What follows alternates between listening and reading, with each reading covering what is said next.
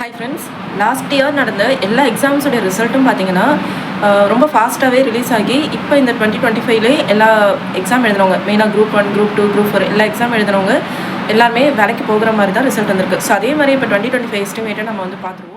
இப்போ group 1 exam பார்த்தீங்கன்னா நம்ம ஜூனில் வந்து ப்ரிலிம்ஸ் எழுதுறோம். அண்ட் மெயின்ஸ் வந்து பார்த்தீங்கன்னா செப்டம்பர் கிட்ட நம்ம எதிர்பார்க்கலாம்.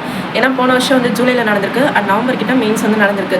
அண்ட் ஃபைனலாக வந்து இதனோட ஹோல் ப்ராசஸ் முடிக்க எப்படியோ நெக்ஸ்ட் இயர் மார்ச், ஏப்ரல் அந்த மாதிரி ஆகி ஒரு ஜூனுக்குள்ளேயே நமக்கு வந்து தட் இஸ் இந்த ஜூனில் எழுதுனா நெக்ஸ்ட் இயர் ஜூனுக்குள்ளேயே நமக்கு வந்து வேலை கிடச்சிரும். அதே மாதிரி தான் குரூப் வந்து இப்போ செப்டம்பரில் வந்து எழுதுறோம்.